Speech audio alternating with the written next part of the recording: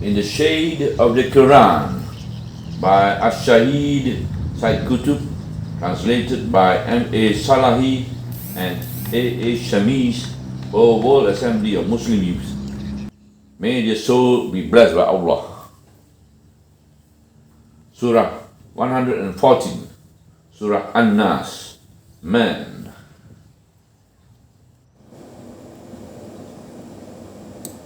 بسم الله الرحمن الرحيم قل أعوذ برب الناس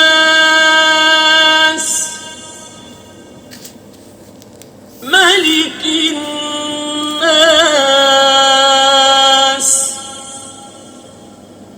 إله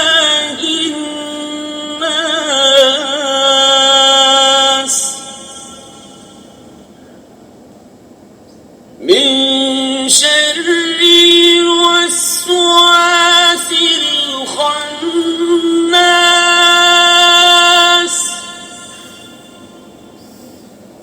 الذي يوسوس في صدور الناس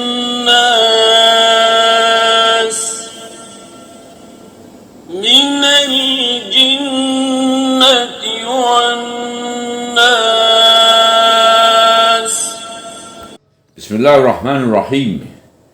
In the name of Allah, the Beneficent, the Merciful. Say, I seek refuge in the Lord of men, the King of men, the God of men, from the mischief of the slinking prompter, who whispers in the hearts of men, from among jinn and men.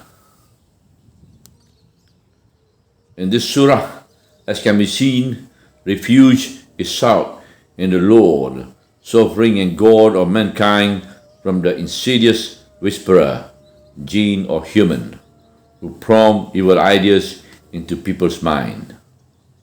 The surah presents the relevant attributes of Allah to keep away from this invisible evil, which the mind on its own cannot shut out.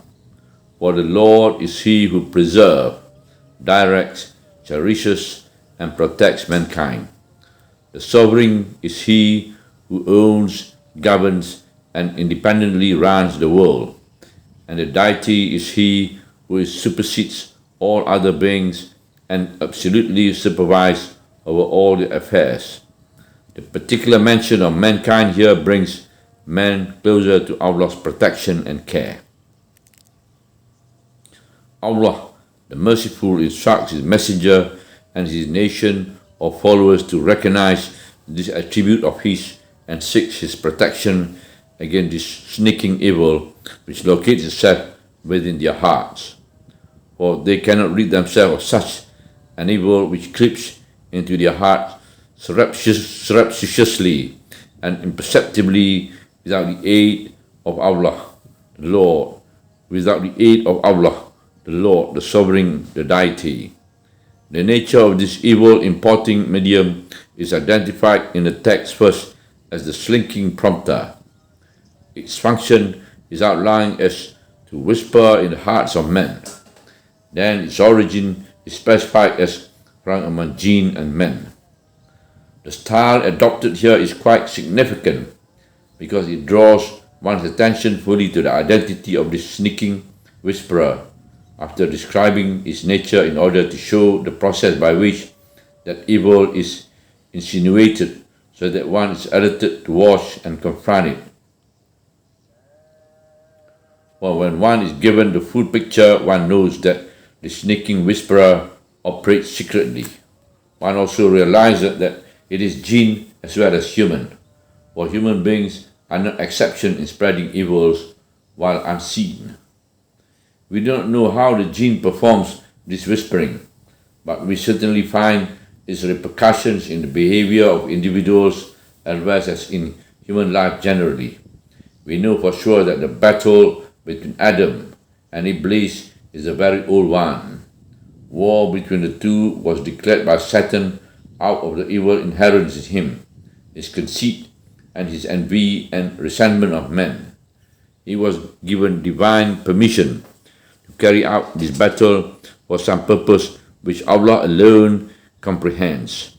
But significantly, man has not been left alone, dispossessed of the necessary means of protection, has been provided with power of faith or iman, that is conscious belief in and knowledge of Allah and His attributes through conviction and sincere devotion. Meditation and seeking refuge in Allah are among the most effective weapons. When man neglects this means of security and defense, he indeed has only himself to blame. Ibn Abbas related that the Messenger of Allah has said, Satan besieges the individual's heart. He subsides whenever one conscientiously remembers Allah, but insinuates his evil whenever one is unthoughtful of him. As for humans, we know a great deal of their curious ways of whispering and prompting, and some types, like the following, are more devilish than the devil. A bad companion who injects evil into his comrade's heart and mind while he is unaware, and he is thought to be trustworthy. A ruthless counselor or advisor who whispers to him and who turns him into a destructive tyrant. An unscrupulous slanderer who fabricates and decorates tales and makes them sound factual and convincing. A hustler of immoral business and dealings who tries to get through to people by exploiting their sensual, unhealthy desires. 100 other whisperers who lay various traps, inconspicuously utilizing people's different weak points which they detect and look for. They are more devilish than even the jinn themselves. Faced with evil in disguise, man is not capable of ensuring his own safety. Allah therefore points out to him in this surah the means he can employ in this fierce battle. And there is a very direct significance in identifying the prompter as slinking.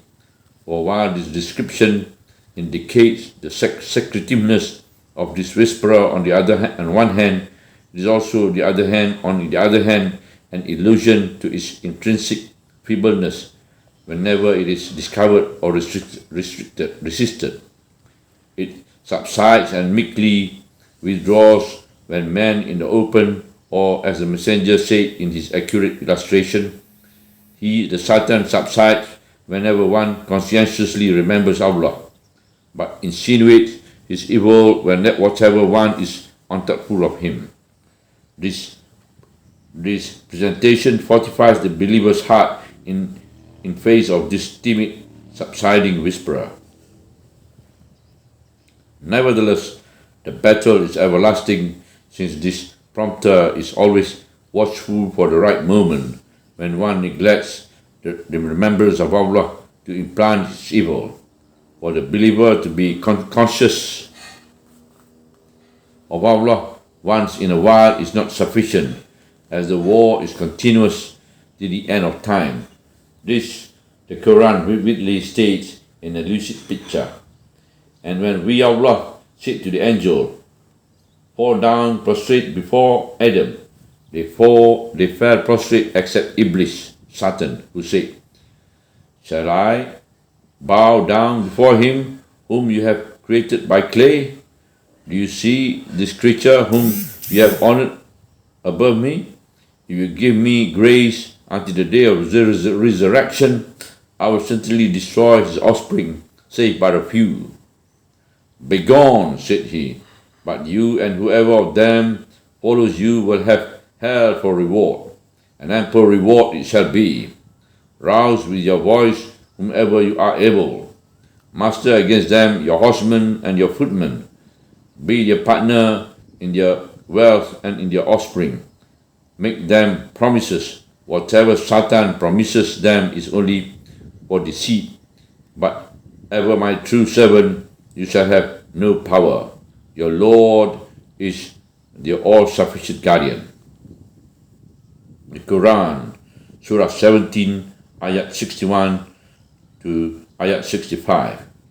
This concept of the battle and the scourge of evil in it, whatever provoked by Satan himself or by his human agent, fully inspires man to feel that he is not helpless in it, since his Lord, sovereign and deity, controls all creation and events. Though he has permitted Satan to attack, he has supreme power over him, and he has also provided guidance for man. Allah leaves to Satan only those who neglect him, their Lord, sovereign and deity, but those who live in consciousness of him are safe and protected against his intimidation and incitement. Thus, righteousness is supported by the only true power of the Lord, sovereign and deity, whereas evil is backed by a slinking prompter, a sneaky whisperer, cowardly in the open field, quick to retreat in a war, and easily defeated by one seeking refuge with Allah. This is the most perfect conception of the battle between good and evil.